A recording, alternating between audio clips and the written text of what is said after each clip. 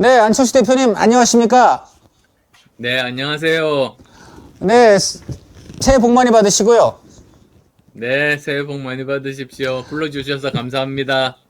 저희 투머치 시청자들한테 새해 인사부터 하나 좀 해주시죠. 네, 시청자 여러분, 새해 복 많이 받으십시오. 올해는 호랑이 해입니다. 제가 범띠입니다. 그런데 예로부터 호랑이는 이 잡기를 물리치는 그런 능력이 있습니다. 그래서 올해는 무능과 위선의 정치, 그리고 또 코로나19 호랑이가 다 물리치는 그런 한 해가 되기를 바랍니다. 아, 시원한 새해 인사셨습니다. 자, 대표님, 작년 연말, 올해 초 대표님 인기가 굉장히 상승하고 있습니다. 지지율이 10% 넘은 곳이 많습니다. 자, 원인이 무엇이고 또 앞으로 어떻게 더 새를 불려가실 생각이신지. 아무래도 지금 현재 내당 후보가 있지 않습니까? 네. 원내 정당만 보면. 그런데 네네. 이제부터는 대선은 가장 중요한 게 사람입니다. 예. 그런데 이 내 후보들 중에서 누가 도덕성이 제일 높은지, 누가 가족 문제가 없는지, 누가 정말 제대로 된 대한민국의 비전을 가지고 있는지, 누가 지금 현재 세계가 움직이고 있는 방향에 대한 글로벌 감각을 가지고 있는지, 그리고 또 누가 전문성을 가지고 있는지, 이런 것 가지고 평가를 하지 않겠습니까? 네네. 거기서 아마도 다시 안철수에 대한 재평가가 이루어지고 있는 것이 아닌가 그렇게 생각합니다. 네네. 이와 함께 대표님은 일관되게 이 정권의 위선과 무능을 지적하시고 정권 교체 필요성을 역설하셨습니다. 그러다 그럼요. 보니까 정권 교체를 원하는 유권자, 예, 이분들을 대변하시는 지금 후보로 이제 지금 위상에 계시고요. 이쪽에는 국민의힘의 이제 윤석열 후보도 또 정권 교체 그런 여론을 역시 타고 있는 이제 그런 후보입니다. 오늘 마침 윤석열 후보가 선대위를 해체하고 다시 이제 선대 본부로 만든다면서 기자회견을 했는데요. 한번 어떻게 보셨습니까? 네. 다른 당 이야기라서 조심스럽습니다만 네네. 어쨌든 위기를 잘 극복하기를 바랍니다. 예. 그런데 위기가 잘 해결될 것 같지가 않다고 여기는 분들이 많고 또 정권 교체를 열망하는 분들 사이에서는 아까 말한 대로 우리 안철수 후보의 가치를 재평가한 분들이 많아서 굉장히 표가 올라가고 있는 상황 같습니다. 계속 이렇게 올라간다면 지금 양강구도라고 하는데 이재명, 윤석열 양강구도라고 하는데 이대로 가다가는 삼강구도가 될 수 있을 것 같다. 심지어 이제 윤석열 후보를 누를 수도 있을 것 같다. 이런 얘기가 나오고 있습니다. 설 때까지 지지율 삼강구도 가능하다고 보십니까? 제가 지난 11월 1일 날 대선 출마 선언하면서 기자분들 질문에 제가 이렇게 답했습니다. 네. 아마도 저 작년 연말이나 올해 초 정도에 두 자릿수 지지율을 만들 와. 것이고, 그리고 또 설 때까지는 삼강구도 트로이카를 만들 것이다. 그렇게 말씀드렸거든요. 네네. 그래서 또 안스트라다무스라고 그러시더라고요. 네네. 그렇지만 안스트라다무스, 네, 말씀하세요. 예, 그렇지만 방심하지 않고 정말 최선을 다해서 묵묵히 뚜벅뚜벅 제가 꼭 해야 될 일을 하면서 가겠습니다. 그러면 적어도 이제 1차 예언은 맞추셨습니다. 연말에 이제 두 자리 맞추셨고요. 이제 2월 초 설 가면 그때 이제 삼강구도 적어도 윤석열 후보와 대등하거나 그 이상의 지금 수치를 올리실 수 있을 그런 걸 목표로 하시는 것 같은데 개인적으로는 예언 실현되면 참 좋을 것 같은데 자, 그 예언을 실현하기 위하여 1월 동안 어떻게 뛰실 생각이십니까? 무엇을 부각하실 계획입니까? 우선 제가 다른 후보들과의 어떤 차별점이 있는지에 대해서 말씀드리려고 합니다. 네. 우선은 도덕성이라든지 가족 간에 이런 문제가 없는 후보라는 점. 네. 네네. 그다음 또 두 번째로는 저만 회사를 만들고 돈을 벌어보고 직원 월급 줘본 사람 아닙니까? 네. 다른 분들은 세금을 쓰기만 했던 분입니다. 그래서 다른 분들은 국고를 바닥을 내는 그런 가능성이 있지만 저는 국고를 채우겠다. 이제 우선 또 국고를 그렇게 채우겠다. 말씀드릴 거고요. 네. 그다음 또 저기 보면 세 번째로는 제가 과학기술자입니다. 네. 지금 현재 미래 먹거리, 미래 일자리가 제일 중요한데 네. 과학기술을 모르면 그걸 만들 수가 없는 그런 시대거든요. 그렇죠. 그러니까 거기에 제가 제일 적합자라는 것을 이제 또 말씀을 드리겠고요. 네. 세 번째로 저는 의사입니다. 그래서 다음 대통령 임기 초기부터 코로나19 가장 빨리 진압하는 것이 중요한 화두가 네. 될 테고요. 그리고 네. 또 다음 대통령 임기 중에 다른 새로운 감염병이 또 올 겁니다. 지금까지 네네. 항상 그랬거든요. 그래서 이 방역 실력이 있는 나라가 국민 생명은 안전은 지키면 물론이고 경제적으로도 가장 앞설 수 있는 나라가 되는데 거기에 또 네네. 제가 제일 최적임자 아니겠습니까? 네네네. 그리고 제가 너무 말을 많이 하나요? 다섯 아닙니다, 번째로는 저 양당 후보 중에 누가 하나 되더라도 사실은 네. 국민 분열은 피할 수 없을 정도로 네네. 지금 극한 대립을 하고 있거든요. 그래서 저만이 유일하게 국민 통합을 시킬 수 있는 후보다. 지금까지 인류 역사상 국민이 분열되고 이렇게 나라가 위기를 극복한 예가 없거든요. 근데 그렇죠. 저는 국민을 통합시켜서 이 위기를 극복하겠다. 그 점을 널리 알릴 생각입니다. 네, 국고를 늘리는 후보, 과학기술로 나라를 융성하게 하는 후보, 의사로서 코로나를 진압하는 후보, 또 경제에 능력 있는 후보, 그리고 맨 마지막으로 국민을 통합시킬 수 있는 후보. 네, 정말 뭐 쏙쏙 와닿는 5가지 전략을 말씀하셨는데, 자, 이렇게 훌륭한 전략들을 잘 이제 구사하셔서 2월 초 서울 여론조사 때 지지율 상승이 기대가 됩니다. 그리고 저는 기대가 되는데, 그때 만약에 윤석열 후보를 누르고 3강 중에서도 이제 양강구도까지도 갈 수 있는 그런 3강구도, 윤석열 후보를 확실히 누르는 그런 추세가 확인이 된다면 그때 한번 윤석열 후보 쪽에다가 단일화를 제안하실 생각이 있습니까? 저는 우선 이번에 대선에 출마했던 이유가 네. 이 위기 상황에 대한민국을 구하기 위해서는 네네. 지금이 제 능력이 필요할 때다. 그렇게 판단해서 나왔습니다. 그리고 네. 절대로 정권 연장이 되면은 안 된다. 네. 정권 교체를 해야 된다. 그리고 그렇죠. 그 정권 교체를 제 손으로 하겠다. 그 네네. 각오로 나왔습니다. 그래서 네네. 나중에 뭐 어떤 구도가 될지는 모르겠습니다만 제 머릿속에 네네. 정치공학적인 생각은 없고요. 네네. 일단 일편단심으로 저는 네네. 제가 정권 교체의 주역이 되어서 대한민국을 구하겠다. 그 네네. 진정성, 진심만은 변함없다는 점 말씀드립니다. 네. 정권 교체 아주 강조하셨는데, 지금 안 후보님을 지금 지지하는 그 분들은 예외 없이 아마 정권 교체를 희구하는 분들일 것입니다. 그리고 윤석열 후보 지지하다가 아마 이탈하시는 분도 상당수가 여기로 올 것 같습니다. 지금 정권 교체 여론 자체는 50% 넘었는데 최근 국민의힘의 내홍이 짙어지면서 그 여론이 좀 줄어든다, 이런 지적이 있습니다.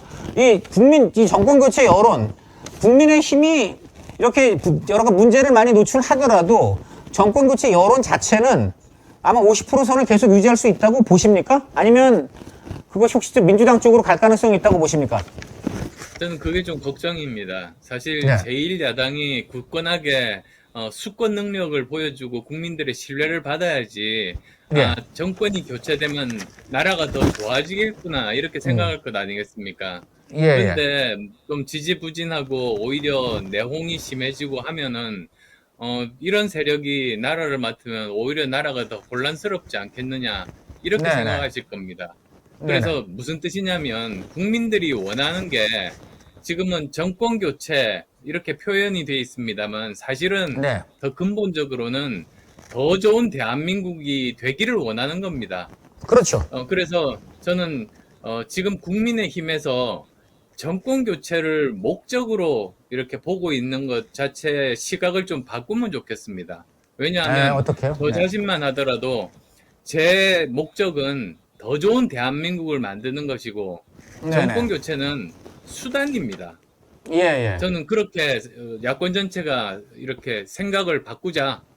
그래서 네. 더 좋은 대한민국을 만들기 위한 수단으로서 정권 교체가 꼭 필요하다. 그렇게 국민께 네, 네, 네. 저는 설득할 계획이고 다른 뭐 제1야당들도 그렇게 생각을 잡았으면 좋겠습니다. 근데 그런 관점이라면 당연히 대표님께서 주역이 되시는 그런 단일화를 제안해서 그 아까 말한 더 좋은 대한민국을 위한 그런 그 진영을 만드는 데는 대표님이 이제 주역이 되고 대표님으로 단일화되는 의미에서의 단일화를 그때 국민의힘 쪽에 제안할 수 있는 거 아닐까 하는 생각이 드는데요. 그건 어떻게 해보십니까?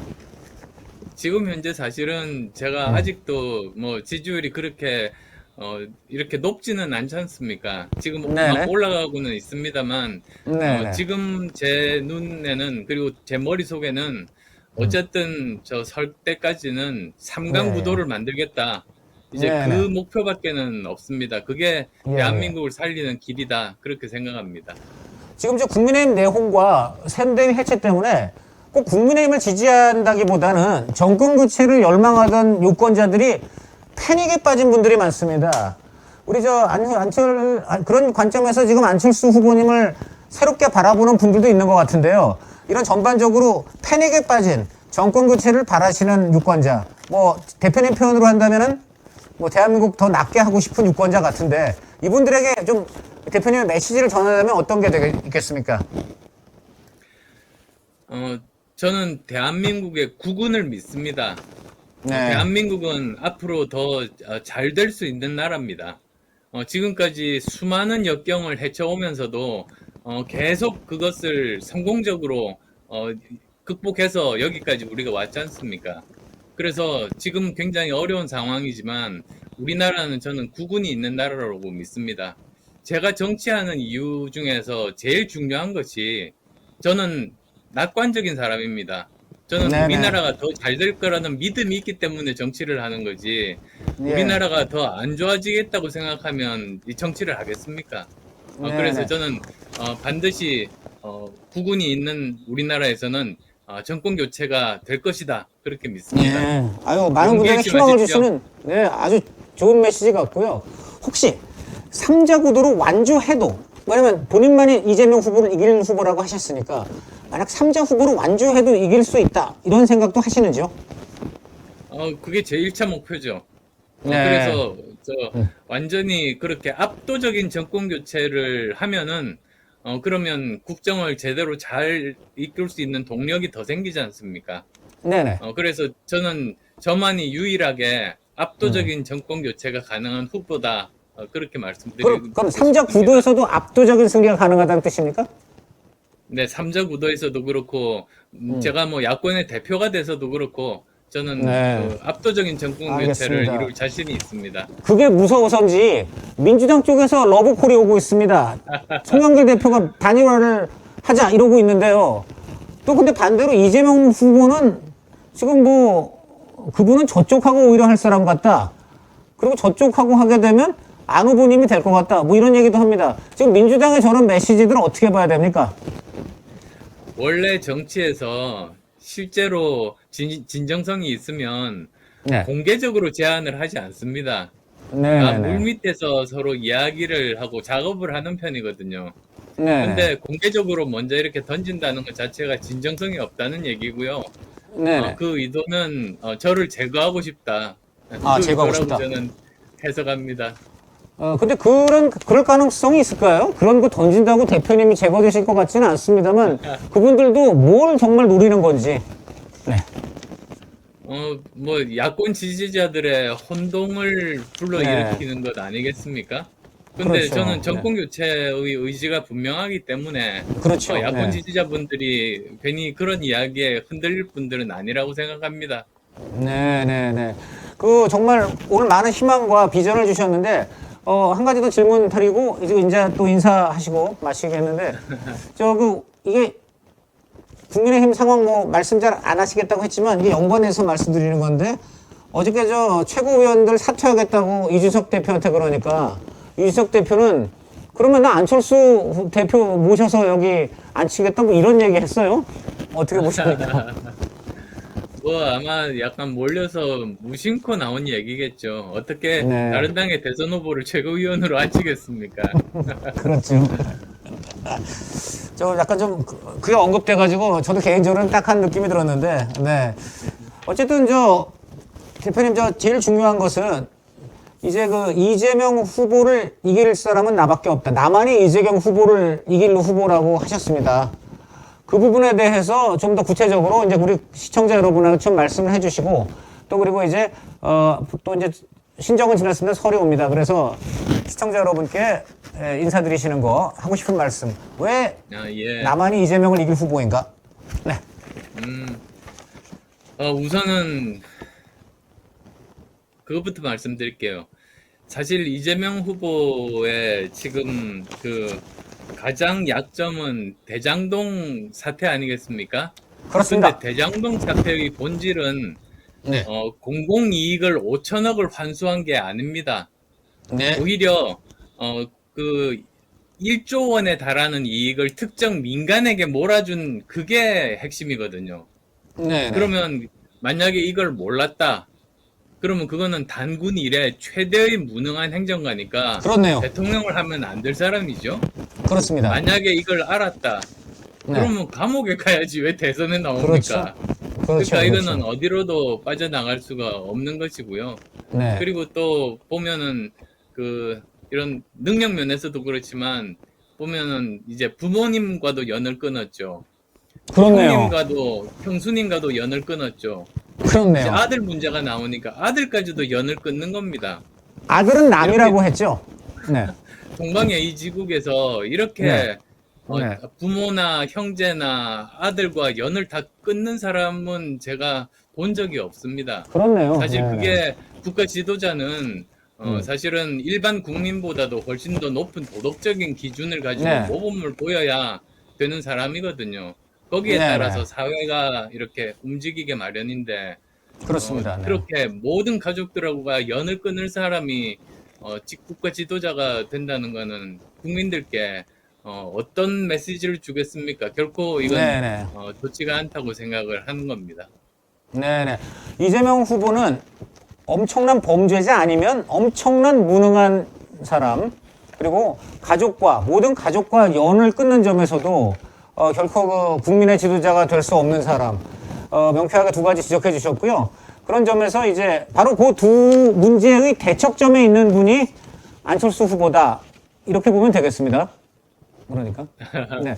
그리고 과찬이지만 네.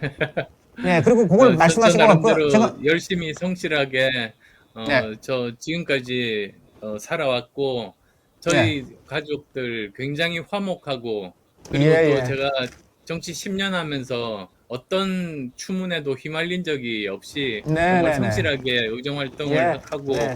정치를 했다는 점 말씀드립니다.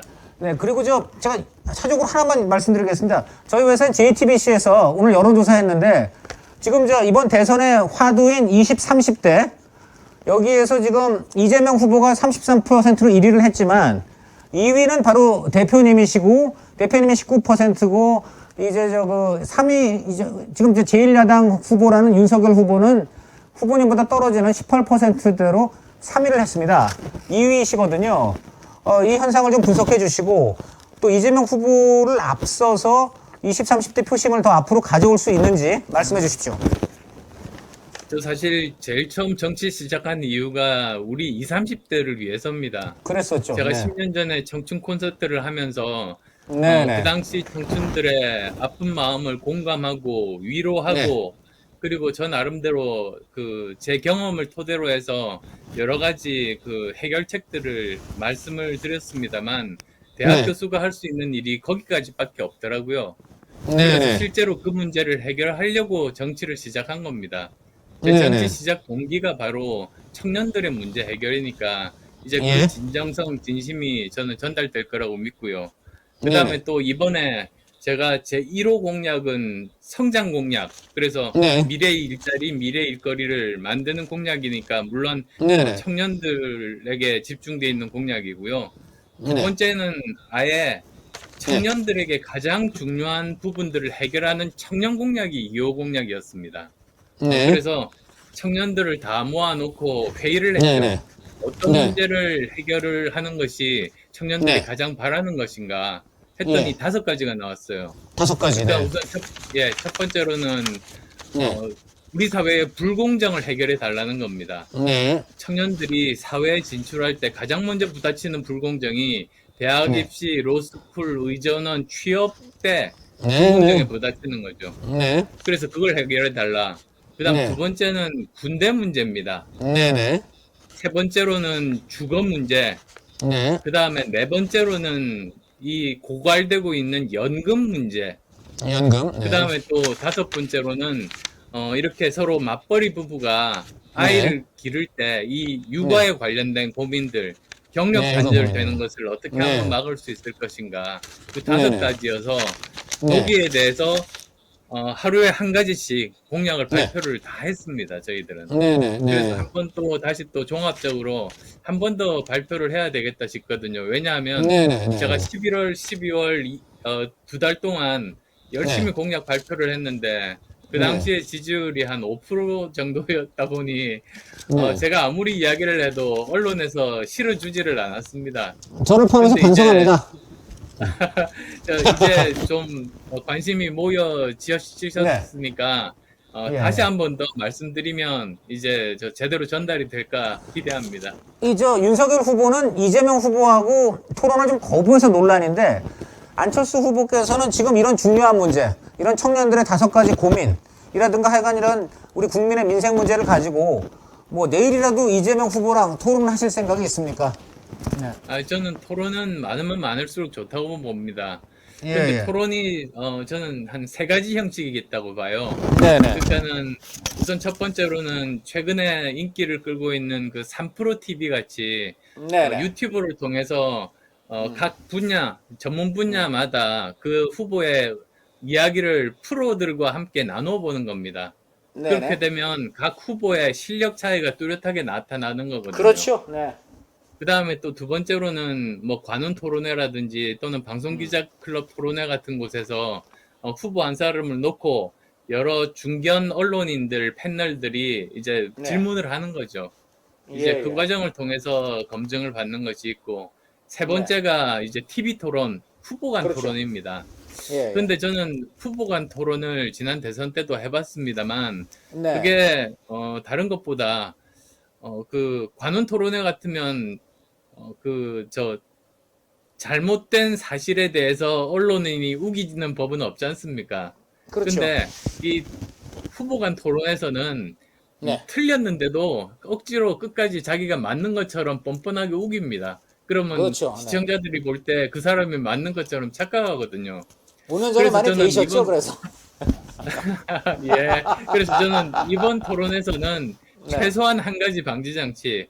그러니까 네. 요즘은 그 팩트 체크가 실시간으로 되니까 예. 서로 그런 그 사실에 대한 논란이 붙었을 때 어느 네. 후보가 옳은 주장을 하는지를 바로 실시간으로 검색해서 사회자에게 알리거나 자막으로 띄우면 좋겠습니다. 아, 자막으로. 그러면 네, 이제 더 이상 그냥 뻔뻔하게 거짓말하면서 자기가 옳다고 주장하는 그런 후보는 이제 그냥 국민들로부터 낮은 평가를 받겠죠.